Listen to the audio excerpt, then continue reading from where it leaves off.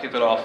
So without further ado, let's give a warm Atlanta welcome for wine enthusiast, best-selling author, founder, blogger, investor, serial entrepreneur, and all-around cool guy, Gary Vaynerchuk.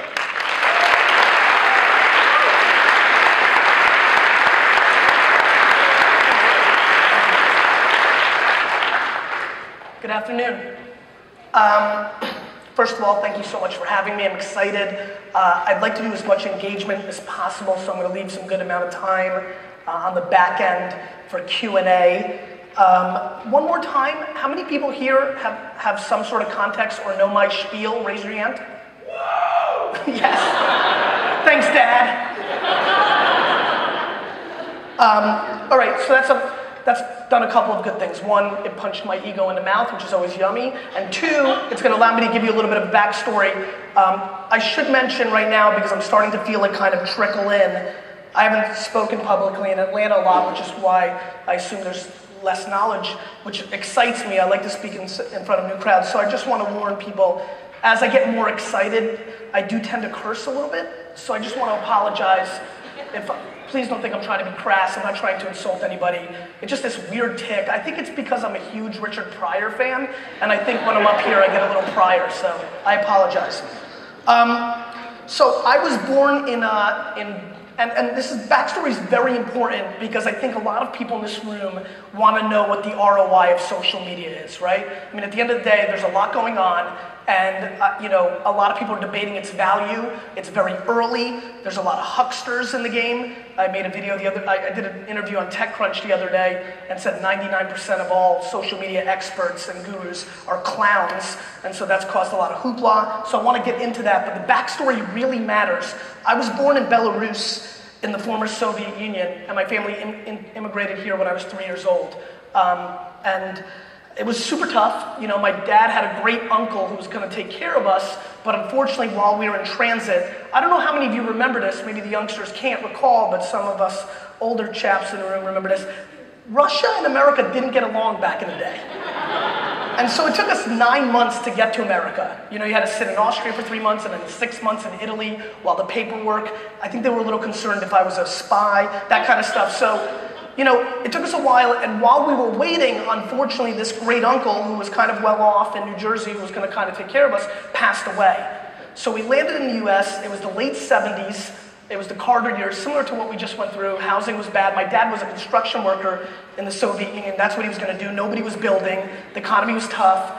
And it was pretty tough because we landed, and here were the kids of that great uncle, and we kind of landed on them like, hey, your long-lost relatives from Russia are here. They're like, shit. It's like, nobody wants to deal with that headache. And, it was kind of difficult. We lived in a studio apartment in Queens, slightly smaller than this stage. And it was, 8 of my family members, including my great-grandma, my grandma. It was super struggle. It was super struggle. And my dad got a job at a liquor store in New Jersey, even though we lived in Queens. And I always bust his chops because I think he paid more for gas than he was paid by the hour. And that's basically how this all started. My dad did well. Ironically, on one day, almost everybody quit that liquor store. And so my dad ended up becoming the manager of that store. And, typical immigrant fashion, I really didn't even see my dad until I was 14 years old. He worked every single hour, every single weekend, including Sundays. Sundays was a half a day. The store closed early, but he'd come home and go to sleep because he was dead tired. Literally, I did not see my dad until I was 14, outside of like 9 days a year. It was that hardcore. I, on the other hand, was flourishing in Edison, New Jersey, because we had now moved. I had a lemonade stand franchise, which was pretty dominant. So I had 7 lemonade stands all across Edison, New Jersey. Do you guys remember Big Wheels? Yeah, so I used to ride my Big Wheels around town like I was Tony Soprano capturing my cash. It's like, how much did you do today, John? 80 cents. Excellent. You know, so it was pretty awesome.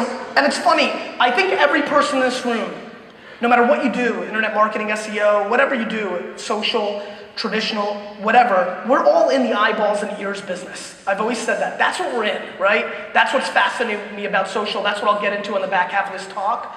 I didn't realize how early I was in the eyeballs business.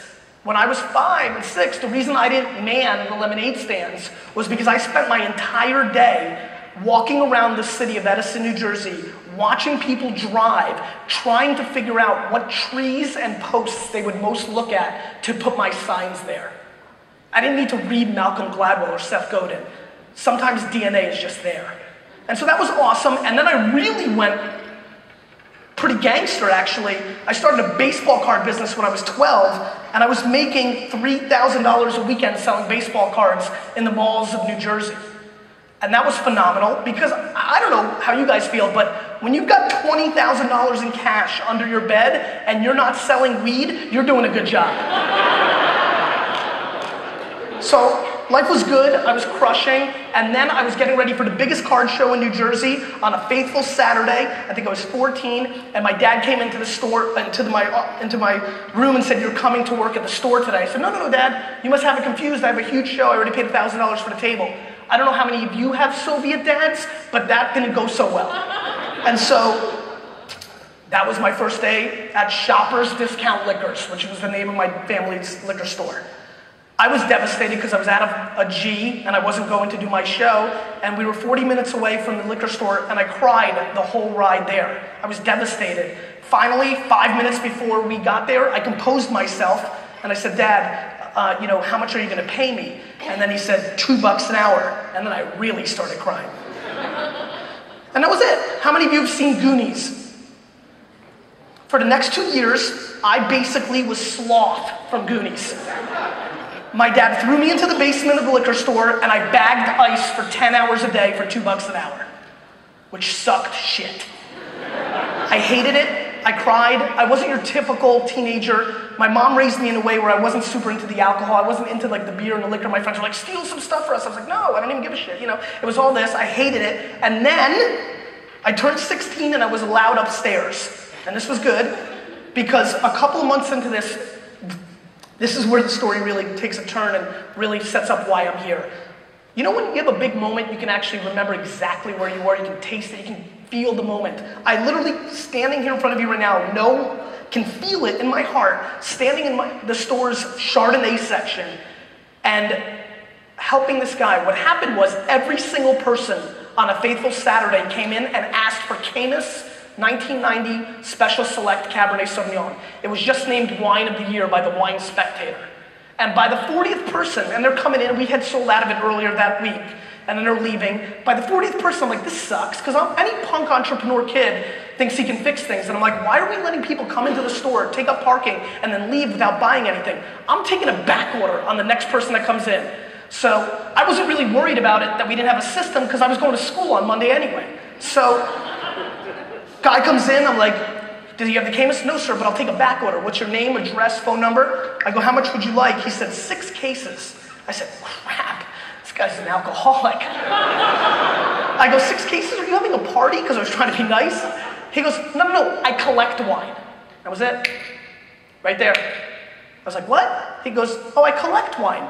I hadn't known up to that point that people actually collected wine. And I literally stood there in the middle of the store in the Chardonnay section and said, Frank Thomas, Michael Jordan, Gretzky, Silver Oak, Opus One, Chateau Lafite.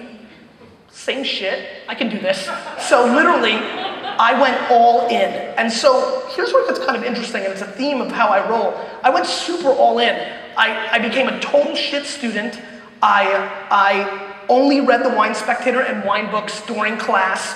I decided that I was going to be the greatest wine retailer in the world, and that's all I cared about, and I went all in. No child at 16 years old should know so much about Sancerre and New Zealand Sauvignon Blanc as I did.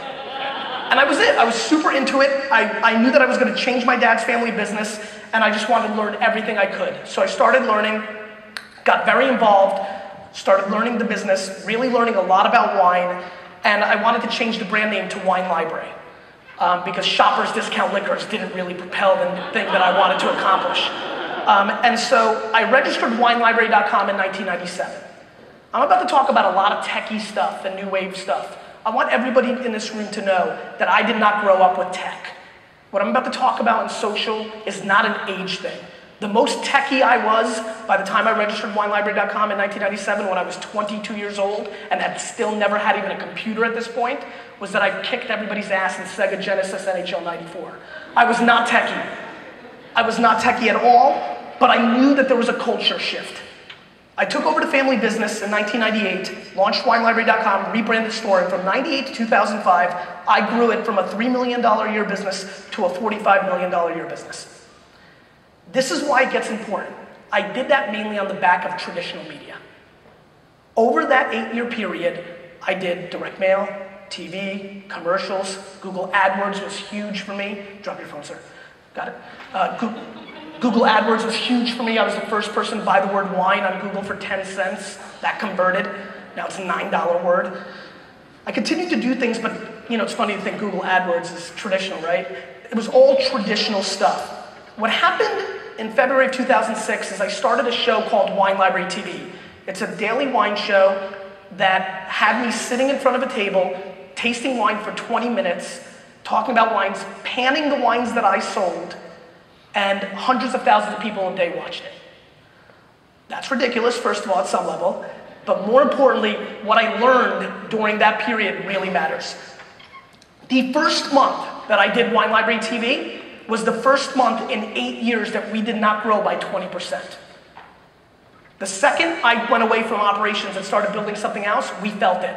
So, you talk about something, and I think you guys know this. When you get something, the worst is going back, right? It's okay to not have it, but once you have it, going backwards is tough. So under pretty tough circumstances where a lot of people in my world thought I was losing my mind, it was this that I believed in. It was that the internet was changing. I grew up in an internet that looked very different than what I saw in 2006, and as I stand here in front of you in 2011, debating the ROI of social media, or talking about social media, is a heck of a lot easier. You think it's weird to talk about Twitter right now? You should have seen my talks in 2007. Some people are at least believing in it a little bit. I understand you're not making all the connections on the ROI. You know why? Because you're using it wrong. You know what the ROI of a piano is for me?